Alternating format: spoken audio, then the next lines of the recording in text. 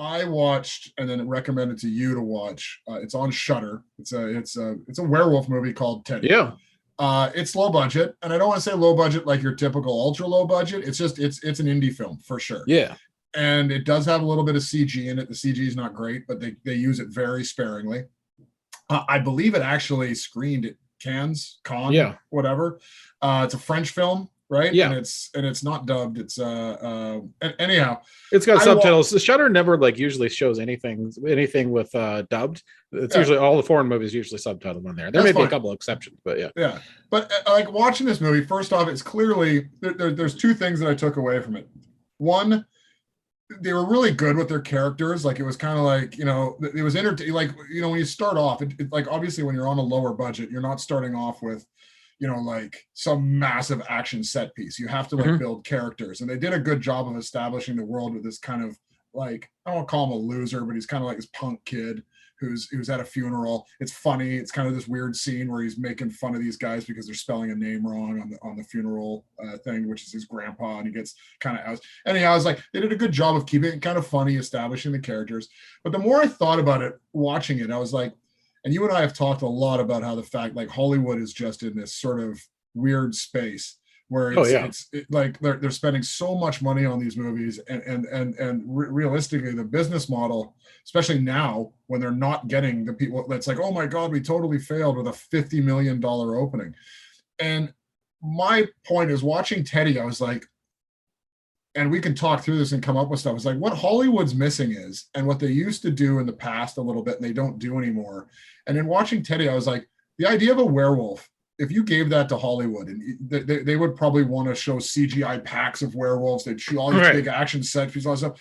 The fact that he disappears into the woods, then gets scratched or bitten or whatever it is, he comes out and it's just a little bit of blood. The fact that he's like, I guess my whole thing is that we can noodle on other films that do this really, really well, but it's taking a really big concept and then only showing the scope in a very small way, which alludes to this bigger world. And it's a smarter way. It's just a smarter way to make a movie, because you can allude to a big world. You can allude to all these crazy, fantastical things, but you don't have to show it. And I think Hollywood's gotten to this point where they don't hide anything. Like everything has to be shown. And not only, like, look at the difference between like a zombie film. I was thinking about zombie films, like take World War Z versus say Fido. Yeah. Right. Yeah.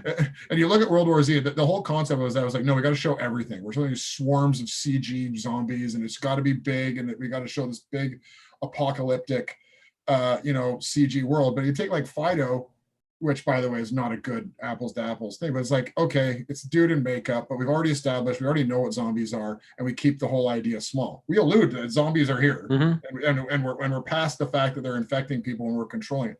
You can deal with a big concept and keep it small. And I thought Teddy did a very good job at that. That it's a werewolf movie. This guy gets bitten by a werewolf, and the whole movie it's got violence, it's got gore. There's a lot of different stuff that's going on with it, but it kept the whole thing small.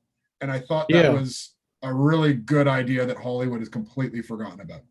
Well, it was like what the French do really well, which is awkward coming of age story. Like they get like the awkward, like cringe, embarrassing moments of growing up, and the movie Raw had that a lot. And then they also mix the body horror element in it, which makes up for like a lot of the budget stuff. So what they do, what they lack in budget, they make up for in freakiness. So like this movie had that. Like there's a scene in there where like the kid is like, he's eating his girlfriend out, and then as the werewolf, he starts growing like all this weird like hair on his tongue, so he tries to shave his tongue, and like all this blood comes out of it. And then like there's a hair that grows out of his eyeball, and he has to like pluck that out of his eyeball. So there's weird like freaky body horror stuff that's in it like this. And the kid is sort of like, he's awkward, but he's sort of likable just because he's such an outcast. And so you kind of side with him. It also reminded me a lot of Teen Wolf. Like if they scaled the budget of Teen Wolf way down, because Teen Wolf had a lot of that like awkward, him trying to fit it in as well too. And he was sort of the outsider from the town. His family was the outsider from the town as well too.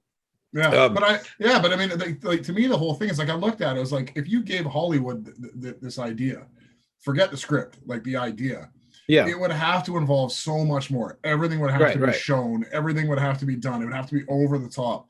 and they decided to dig deeper into the character and the character story and allude to this, this bigger thing. I mean, they don't really even touch on it. It reminded me a lot too of like American Werewolf in London, probably the It first. did. It reminded me quite a bit of that, except he was a lot more like his character in American Werewolf in London was a lot more or was a lot less of an outcast. He was much more like the regular average Joe that like or like kind of like the popular kid in high school that like had something terrible happen to him. Like he hit it off with the nurse right away in that movie and she instantly fell in love with him. Or in this movie, this kid's got like a crush on his girlfriend. His girlfriend's like, get away from me, you weirdo. It like keeps progressing like throughout the movie as the kid becomes more and more of an outcast. But there is like a certain thing where like he gets hunted down, like happens in American Werewolf in London. So it totally reminded me of like American Werewolf in London.